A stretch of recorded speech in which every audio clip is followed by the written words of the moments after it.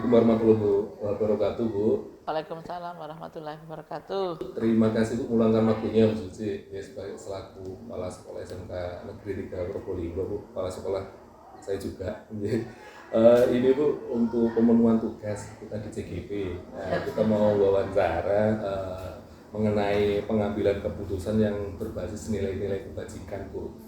Yang didalami nanti ada di sana kasusnya adalah dilema etika dan kesukaan moral. Selama ini Bu Suci yang ada di SMK 3 yang pernah dilakukan, kira-kira kasusnya apa Bu? Ini yang sudah pernah dijalankan sekarang dan nanti ada trik-triknya, terus ada step-stepnya yang sudah pernah dijalankan kira-kira. Sebelum saya menjawab pertanyaan Pak Aris, yang pasti kami sebagai Kepala SMK harus mendukung semua program guru penggerak, itu harus. Karena di mana program guru penggerak itu bagi kami adalah suatu gerakan yang strong untuk mengangkat suatu perubahan. Kembali ke masalah tadi yang ditanyakan, kebijakan pasti semua itu ada plus minusnya, ada hal-hal yang perlu dibijaki. Tapi yang pasti kebijakan yang kita ambil adalah pasti untuk kebaikan bersama, terutama tentang moral. Yang pasti kami selama ini selalu pada SOP, selalu pada tata tertib. Tapi kalau ada dilema pasti sudahlah. Seperti yang kemarin, siswa kita kemarin kelas 12. Nah, tapi secara tata tertib anak itu sudah melanggar, melebihi semua, jenengan sebagai wali kelas sudah tahu. Tapi kita olah pikir, olah rasa ya, baru kita action olahraga, kita panggil orang tuanya berkali-kali, bahkan itu istilahnya apa ya, dilema yang kita hadapi. Padahal sesuai SOP sudah tidak sesuai, tapi kita panggil orang tuanya, akhirnya kita kasih kelonggaran lagi, kita siap membina dan anaknya sanggup, ternyata tidak bisa. Karena apa? Begitu sekolah mengambil keputusan, kenapa? Ada niatan memang dia untuk melanggar tata tertib. Ada niatan. Setelah kita bertanya kemarin kan memang ada niatan dia untuk melanggar tata tertib. Nah, sudah akhirnya kita lalui keputusan itu, gitu. Kita kembalikan ke orang tua. Berarti langkah-langkahnya, prosedurnya kemarin bagaimana? Berarti nanti ya kemarin berarti sudah prosedur. Sudah kita lalui semuanya, pastinya BK. Dan prosedur yang kita lalui ada masalah dari guru mapel ke wali kelas ke BK. Prosedur itu kita lalui dan sudah ada pemanggilan BK 1 kali, 2 kali, bahkan home visit. Karena siswa itu kelas 12, kita masih tenggang rasa. Kita panggil orang tuanya, dan kemarin orang tuanya sudah menyadari kalau sudah berkali-kali ketemu dengan wali kelas, ketemu dengan BK, sudah, dan akhirnya saling menyadari bahwa memang anak itu sudah ada niatan ingin melanggar tata tertib. Ya sudah, karena penting kalau memang dia hanya ada masalah keluarga, masalah apa, tetap dia niatan baik, kita masih ngampuni. Tapi kan ada niatan untuk melanggar tata tertib. Ya sudah, ini kita kembali ke orang tua. Ya prosedur itu jenengan sudah kita lalui, dan menurut saya ya banyak tenggang rasa, ya olah pikir, olah rasa kita sudah melebihi target. Iya betul. Terus Bu, tantangannya Bu untuk pengambilan keputusan yang dilema seperti itu, tantangannya apa kira-kira? Tantangan batin pasti ya, kalau apalagi saya sebagai orang tua pasti ya kembali lagi bagaimana orang tuanya yang harus dikembalikan ke orang tua untuk mencari sekolah lain, kita mutasi lah, itu tantangan batin ya. Tapi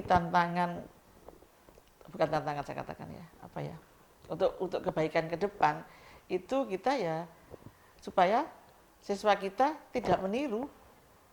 Berarti ada reward, ada punishment. Nah, berarti kalau nanti siswa tersebut melakukan seperti itu, kita biarkan, ya akan dituduh oleh temannya seperti itu, tidak masuk berkali-kali, tetap diampuni, ya jangan. Nah, itu bagaimana proses mendidik tetap kita lakukan.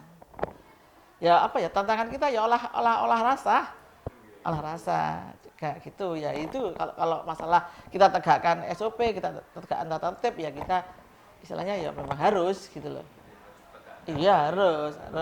Walaupun itu sudah memang kita dilema seperti itu ya, karena nanti memang siswa nggak sudah kelas 12, dilemanya kita di situ ya. Nanti apa masa depannya, nanti kalau nggak meneruskan seperti apa kan, seperti itu ya. Tapi kan kemarin kita pendampingan ya, berarti misalnya mohon maaf, setiap kita mengembalikan ke orang tua kan bukan berarti kita lepas pas di DO, tidak kan. Kita dampingi anak itu sampai mendapatkan sekolah. Ya, kita sampaikan anak itu dengan SOP yang ada di sekolah, anak itu tidak bisa. Tata tertib akademik dia tidak bisa. Gitu loh. Mungkin di sekolah lain dia di suasana baru, ya dia mungkin bisa merubah mungkin. Ya kita juga introspeksi diri, ada apa anak itu kok sampai melanggar sampai beraninya melanggar tata tertib akademik, kita introspeksi diri gitu loh. Ada apa? Ternyata memang anaknya ya seperti itu gitu loh ya. Terus lagi Bu, ini faktor-faktor yang selama ini untuk mempermudah membantu Ibu dalam penyelesaian kasus-kasus yang dilema seperti itu, apakah ada nanti? Ada di sini nih proaktif, BK sangat proaktif, wali kelas juga, terus juga teman-teman di sini itu guyup itu bahasa Jawa apa ya, kompak lah, itu tidak berhitung waktu, berhitung apa ya, keuangan untuk mendampingi anak. Visit dia tidak berhitung waktu dia dengan keluarganya. Jadi kadang-kadang malam juga, terutama tim kesiswaan juga rela ya apa ya mendampingi anak itu sampai sore-sore. Itu yang buat saya apa ya bagus, optimis lah untuk di sini. Yang bisa menjadi faktor permudah dalam ya, betul. Itu adalah kekuatan kami di situ. Betul. Terus ini Bu, yang terakhir dari sebuah kasus itu yang dapat kita simpulkan atau petik nanti sebagai bahan kesimpulan apa begitu dari kasusnya, mungkin kalau kasus ini dari kasus orang murid ya. Ini apa kesimpulan? Kesimpulan yang bisa ambil dari pengalaman itu, kita harus selalu bersinergi antara semua stakeholder yang terlibat, khususnya ya guru mapel, wali kelas, BK, dan orang tua, terutama tim manajemen sekolah juga, Wakasek, kepala sekolah. Maka saya kemarin itu tidak segan-segan ikut menangani, biar inilah, ternyata kasus itu tidak semua anak itu harus diginikan, tidak sama, tergantung kondisi orang tua. Seperti kemarin ada orang tuanya yang barbar kan, ya berarti kita tidak sama penanganannya. Lah kalau yang satunya Gali ini kan orang tuanya yuk nengrat dan mohon maaf ya, Gali itu sudah difasilitasi sampai dia punya sepatu 29 lah, itu berarti memang dia niatan dia untuk melanggar tata tertib, melupakan kasih sayang orang tuanya. Berarti memang anak itu harus diberi punishment, memang bukan hanya harus dimanja terus. Dia kan diriweti banyak sudah dari keluarganya banyak, tapi dia memang mohon maaf ya bahasa kasarnya tidak tahu diri dia gitu. Memang harus ada punishment gitu. Berarti kalau bisa saya tarik benang merahnya nih Bu Suci, berarti kalau dari sebuah kasus yang kecil ini, kasusnya dari siswa, berarti harus bersinergi dari semua stakeholder ya, semua manajemen sekolah, orang tua, siswa juga, guru, TU, semua di manajerial semua terlibat semua. Harus bersinergi, itu harus. Apalagi satu, saya kepala sekolah tidak bisa sendiri. Harus bukan Superman tapi super tim. Jadi, terima kasih Bu untuk meluangkan waktunya. Mungkin itu nanti yang dapat kita setelah itu kita analisis Bu, nanti dengan kasus yang memang ada dilematik, terus di situ ada unsur moral walaupun nanti itu kasusnya kasus siswa. Ibu, terima kasih Bu. Sama-sama. Assalamualaikum warahmatullahi wabarakatuh. Perkenalkan Pak Jaya, saya Haris Prastiawan, CGP angkatan 6 kelas 59 dari Kota Probolinggo. Bapak, hari ini terima kasih sebelumnya sudah bersedia menjadi narasumber saya sebagai tugas modul 3.1, yaitu tentang pengambilan keputusan yang berbasis nilai kebajikan, yang di dalamnya nanti ada unsur-unsur dilema etika dan busukan moral. Terima kasih untuk waktunya. Pak Haris. Ini Bapak, yang mau kami tanyakan, kalau di SD Bapak nanti ini ada kasus apa aja Pak? Nanti boleh nanti ini kasusnya boleh dari tendik, boleh dari guru, ataupun boleh dari siswa yang sudah pernah dialami oleh Pak Jaya selama menjadi kepala sekolah di SDN Monasih 2 ini Pak.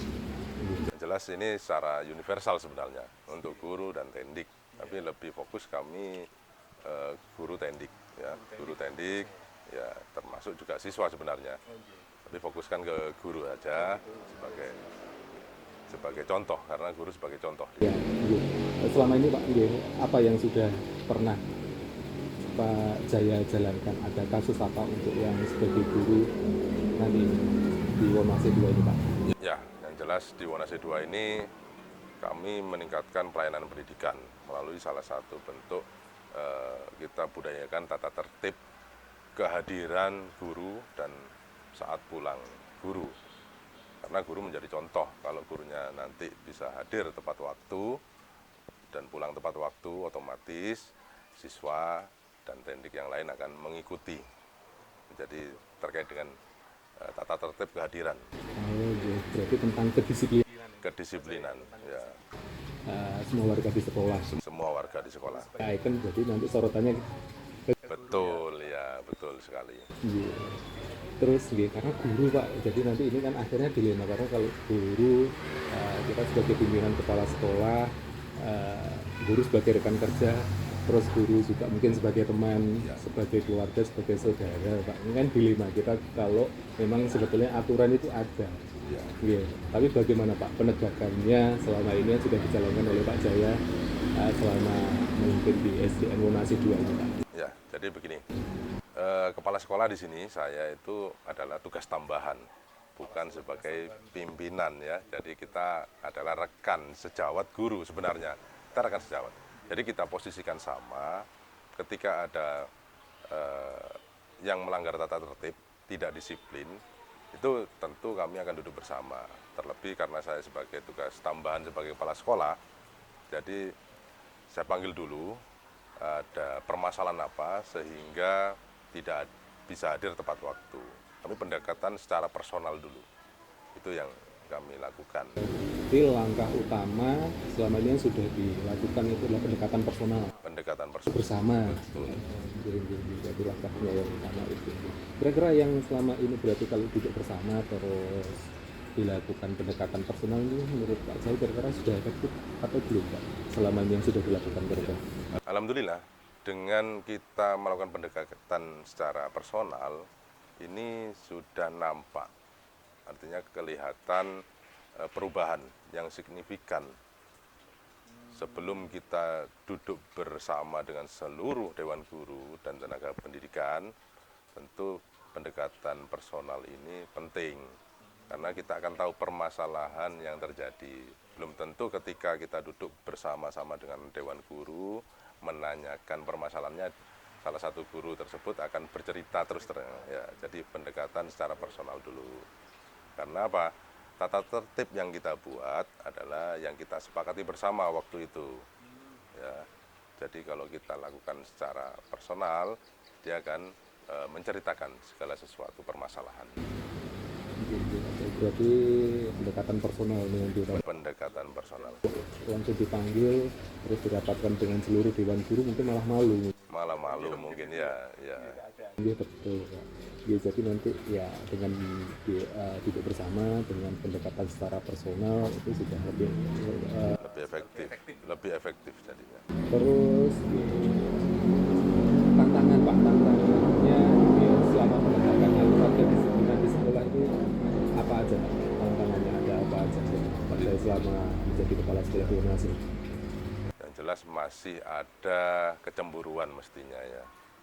Ketika ada salah satu guru terlambat dan itu terjadi berulang-ulang ya.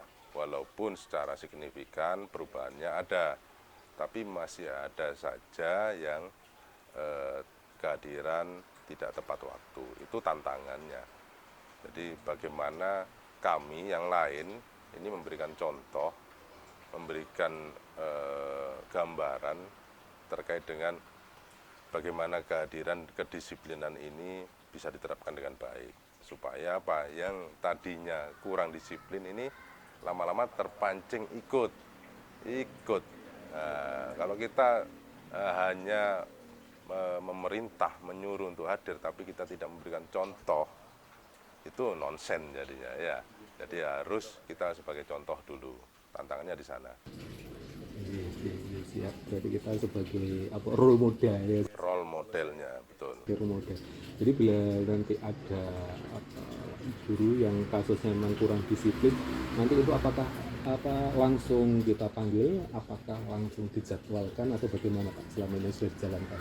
Ya, selama ini saya langsung panggil. Saya ingin tahu alasannya apa dan bagaimana.